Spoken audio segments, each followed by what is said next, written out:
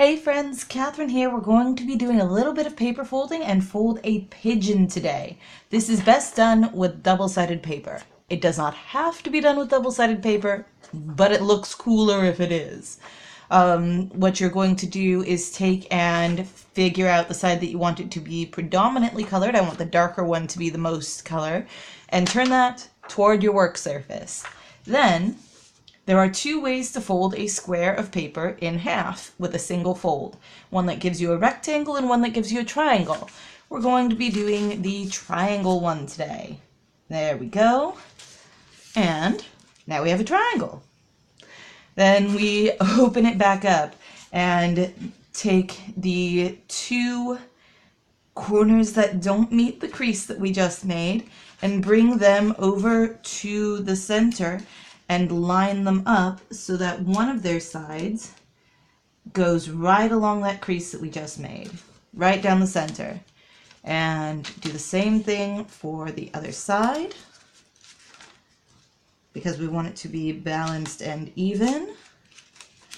There we go, same thing for the other side. Make everything match up and then flatten it down and crease that down. Now we're gonna flip it over real quick and pull this top edge, the one that's free and doesn't have any creases, the corner that doesn't have any creases touching it, and bring it down so that it is flat between the points where those two folds end. So right like that. Pretty straightforward. And that's all we're doing on this side. Then we're going to just flip it back over again. Now we've got another triangle, but it's not a right triangle. We are going to grab the two corners from the short side of this triangle and bring them down and make crease so that they line up with that center line that we've been drawing everything toward. There we go. So there's one side and there's the other side. And then unfold those. Actually, we'll leave one folded right now because it'll help with this next step. Then we're going to take this inner corner, just the one, and bring it back so that it has the fold that ends where that corner ends, which is why we left that one folded, because that'll allow us to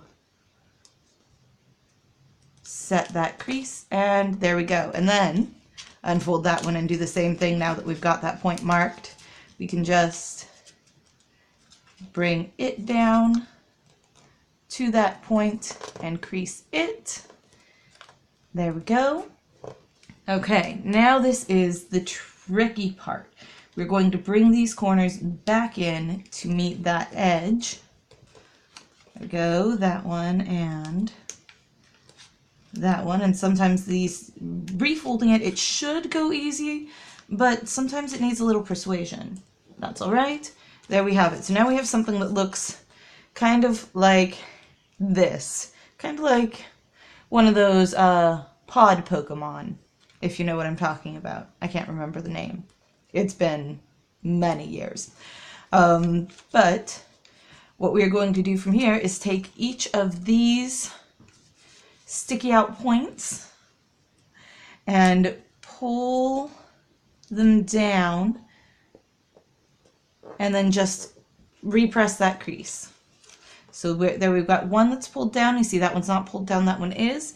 We're just going to pull this one down, and you're just going to have to eyeball this and guess and try and make them equal. And that I think is probably good, so we'll just crease that down.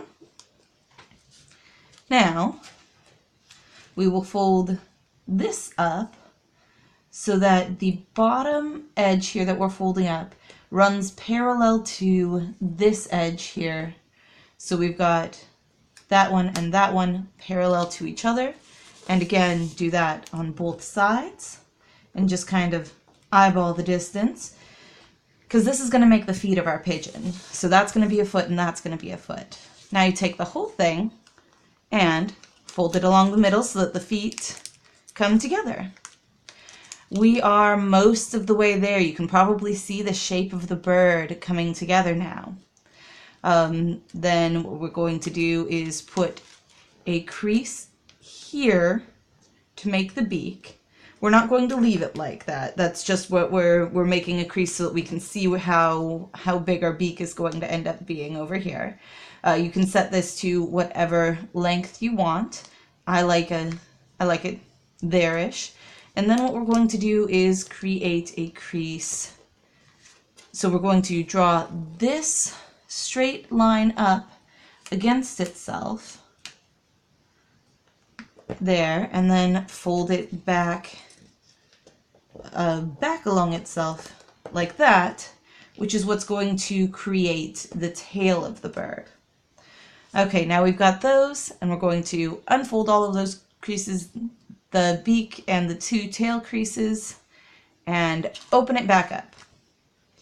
Now we're going to reverse those tail creases, so instead of one way, we're going to do it the other way, but we folded them first so that we know where they're going to end up. So we've reversed those tail creases, and then we are going to reverse the beak creases so that they match up. And then we will close it back up again, and there we have it.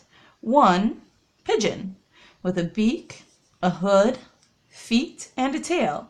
And you guys are getting an up view, so that's not going to be as good, but he stands up.